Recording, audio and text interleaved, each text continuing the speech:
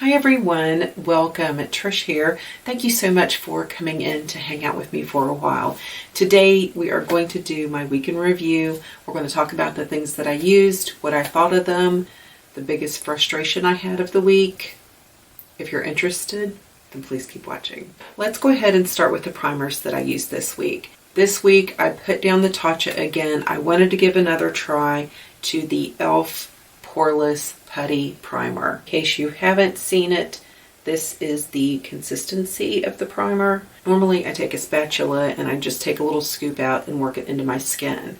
But I've been using a different method, not only with this, but I also used it with the Tatcha, and that is me taking this brush. This is brush number 89. This is from SEPHORA, their Pro line. This is their Pro Slanted Buffing Detail Brush. The only other thing I ever used this brush for was for concealer under my eye, and it worked very nicely. But my favorite way to use this brush is to take a primer such as the e.l.f. Poreless Putty, the Tatcha, a couple quick stipples into the product, and then I just pounce it on my cheeks, and then I really work it in and I blend it in. This brush does an amazing job. Using this brush to do that has given me the best results with the e.l.f. Poreless Putty Primer. For a long time now, I have not been using any kind of a primer on the outer perimeter of my face. I've just been taking care of my immediate T-zone, right in through here where my pores are the worst. But this week I decided to pull this out. It gives my foundation just that little extra grab to make it look nicer and fresher longer. I really do enjoy this. The temperatures have finally dropped here, which I'm ecstatic. But with that comes a little more dryness on the perimeter of my face. So I've been using this. It's the Becca First Light Priming Filter, and I've really been enjoying it. As far as foundation, I've been using two foundations this week, but I've been using them together. I've been using the Makeup Forever HD foundation. I didn't really used to care for this a whole lot, but as my skin has become less and less oily, I have loved this more and more. It is beautiful on your skin. I had a few things going on this week and I needed my foundation to last just a little bit extra. So I pulled this out. This is also from Makeup Forever. This is their Matte Velvet Foundation. This is in Y415. This is in R300. So I've been mixing these, not just for a color adjustment. The matte gives the HD just a little more coverage, and in my opinion, it gives me a little longer wear time. But I've absolutely loved mixing these together, which brings me to another favorite, which is this little thing. This is from Eco Tools. This was in a package with two brushes, and they were all three on clearance for $7.99. This is a little mixing tray, but the cool thing is it has a lid that goes with it. So when I would mix these this week, I could put them in here and use from it. I always mix too much and I always end up wasting way too much. So I could mix it in here. It would be the same color. I could use it all week and it kept it nice. I was really impressed with it. So this was definitely worth the $7 that I paid for all three things.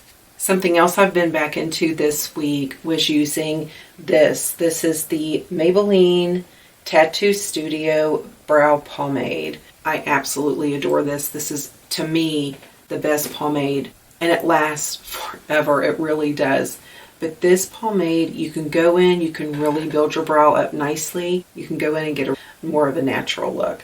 So I really do enjoy this. I think what makes me the happiest with this is the brush. I've talked about this brush before. I love this brush. This is the only brow brush that I have that I will use. Let me see if I can. You'll be able to see how coarse those bristles are, and it has a nice spoolie on the end. This is from Makeup Forever, and this is their 274 straight brush. I'm telling you, this is a hard brush. This is not one that is going to double for a eyeliner brush at all, you'll rip your lashes out with this thing. This gives the best stroke. It's like it applies the pomade, or I've even used it with a brow pencil before. I've had one that wasn't a micro, and I felt like I wanted a little more precision around my tail area. So I use this brush, and it almost brushes your brow as it's applying the pomade.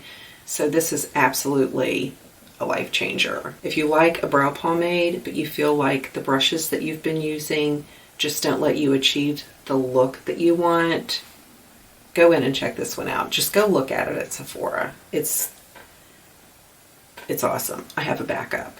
That's how serious I am about that. It's a great brush.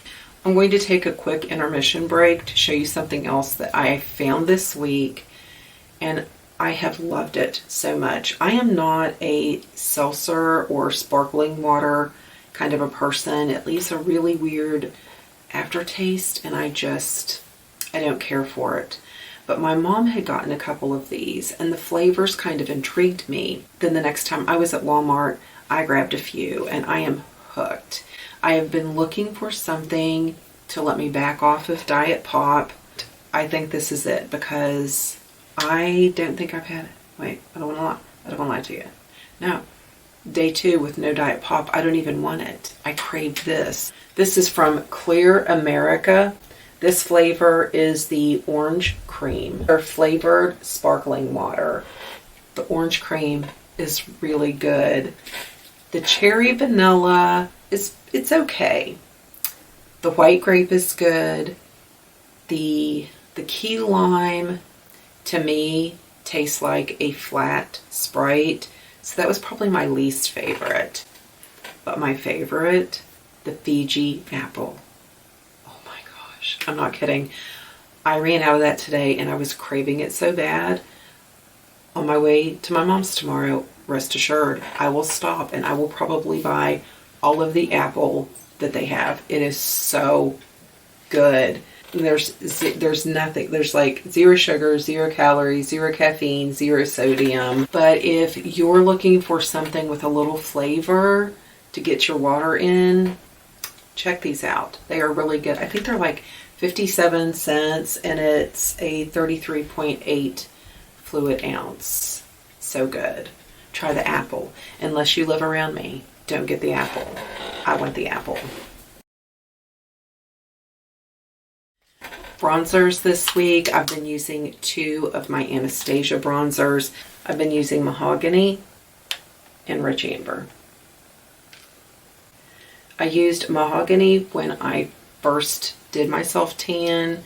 My self-tan is, I think we're 3 days in. It's starting to do the fade thing before I go in and take it off and redo it. So I've been using the Rich Amber, but gorgeous. They stay on. They just become skin. It's such a nice powder formula for a bronzer. My blushes this week, I've just been all over the place. I did really enjoy my Makeup Forever. I used S300 this week. And then this one is B302, B308. These are all gorgeous. If I wasn't using that, I was using this plum color from Maybelline. This is one of their Fit Me blushes. That's plum from Maybelline. When I first did my self-tan, I used this from Laura Geller. This is Blush and Brighten Berry. Right there. All gorgeous. I love them. For my highlight, I've been using this from Pixi. This is the Delicate Dew. I really like this because if I'm wearing something a little cool, then I have this one. Neutral or warm side, then I go to this side. Really pretty. I have it on today. I've used this Too Faced Peach palette. I've used this Too Faced Peach palette a couple times this week. I forgot how much I really enjoyed this palette. I used it today, just a really simple couple colors on, just to give me some color on my lids. It's just so pretty, so easy. I'm going to enjoy doing some looks with this week. The reason I only used this, well, 2 days counting today, was because I had been trying to make his palette work. I did film 2 looks with this. The first look was on my daughter's birthday, and the look wasn't something that I really liked, but it wasn't that it was a horrible look. I went to use it again the next day, and it was horrible. I tried to use this mercury color right here. It was just horrible. It would not blend. It was just stuck there. I had to go over it with this Axis, and I was just frustrated by this palette.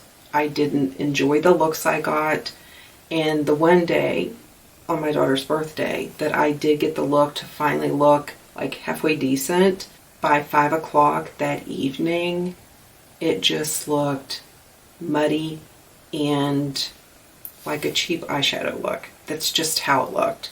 So I'm not going to be using this. I don't know if I'm going to show you those 2 looks.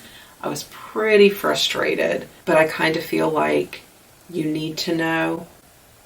I don't know. I don't like to put brands down. A lot of it may have been the collar. There were 2 definitely. The Mercury, I did not like the formulation of that collar. And Destiny, I was disappointed with the pigmentation that came through on that one. So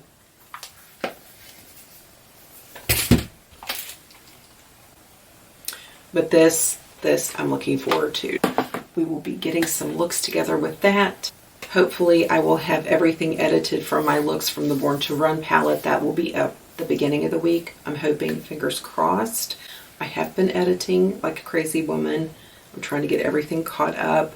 Things have calmed down here. Thank you again for all of your sweet, supportive comments, all of your love, all of your well wishes.